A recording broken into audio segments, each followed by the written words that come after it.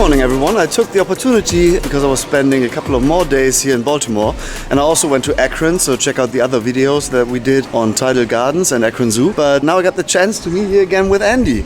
So, hi. Good morning. Good morning, Alex. How are you?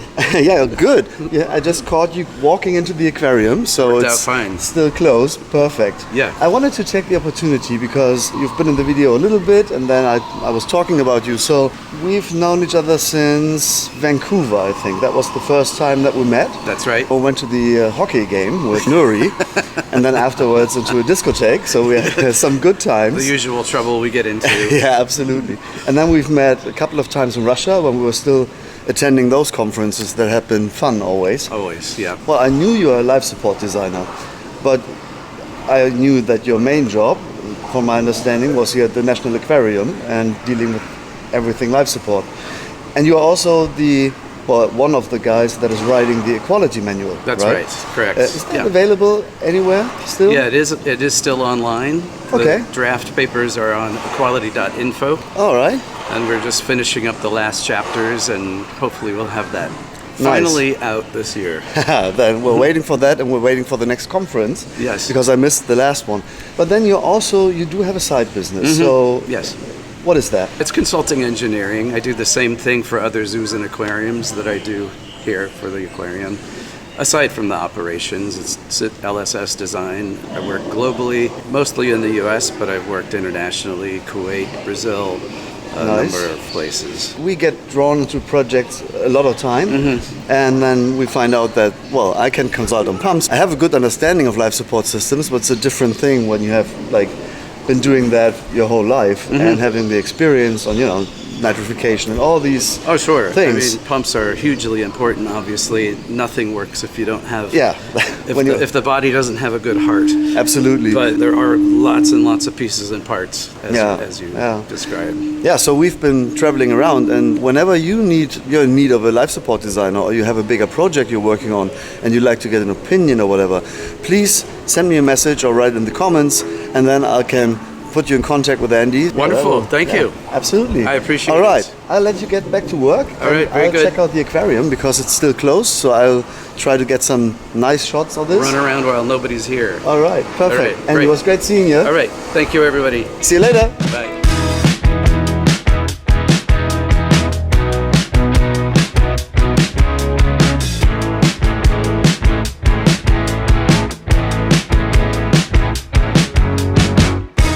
Joe, we've known each other for more than 10 years, I would assume. Yes. And It was actually Magna 2014 or 15. King Germans. King Germans. it's the German crowd. Hello. Don't watch the Aussies. They have no clue of anything And anyway. they're always drinking a way Always drinking a bit too much. Yeah, that's true. You're one of the old guys in the business too. I mean, you've been running Unique Corals. That's your main thing, right?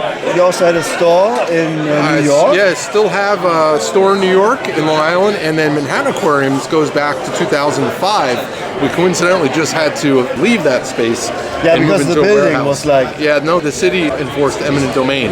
Yeah. They took over that space. Yeah. So we still have that. Which was sad. It was like a tiny little aquarium shop Yeah. in the middle of Manhattan. Right, so that was right. pretty cool. Right. Joe's been a long time friend. We've hung out at several Magnas, I would Yep, say, and yep. several other conferences. If you're in the US and you get the chance to go into direction of LA, check out their store. It's massive. The amount of corals you have is, Yep, I think, quite a bit. pretty impressive. You've been around in the industry. You've been around in the hobbyist side. Yeah.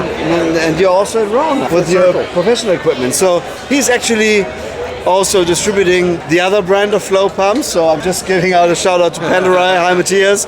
So Joe's that partner, and we're still good friends, which should show you that we're not all about, fighting each other. We have a very good relationship with everyone in the business. Teaching and people about buying and the proper benefits of flow. Yeah. Like a high tide raises all ships. So some of our customers will get a Biz, some of his customers might get Panerai, and it's all in the same space. So Absolutely. we're all happy to work together. Cool. Yeah. Well, we're going to check out the aquarium a little bit further, and I'll see you around. Sounds good. These three displays in the background, they're really, really fantastic. So the design, the scaping, they did an awesome job. And also the tanks are really, really clean. absolutely phenomenal.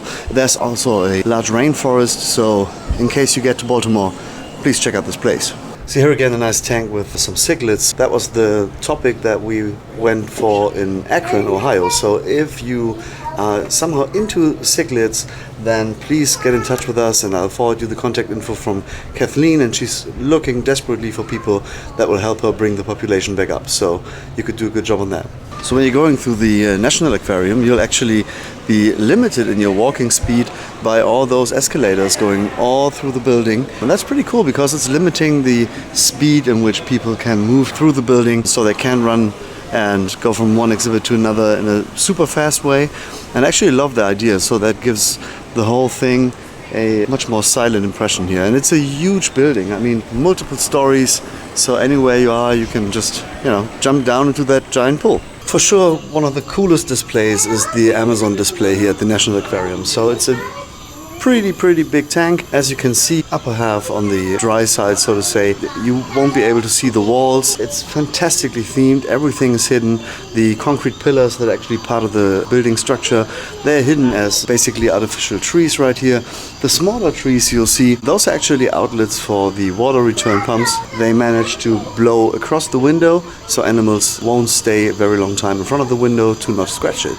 They did such an amazing job in theming this, and having the right lighting, and all the plants are responding really well. You can see they're blooming, and it's just fantastic, and it really makes me anxious to get my system going on the entrance in our company, as that's going to be an Amazon wall display as well. Unfortunately, I won't be able to hold crocs I soon, but let's see what we can put in there.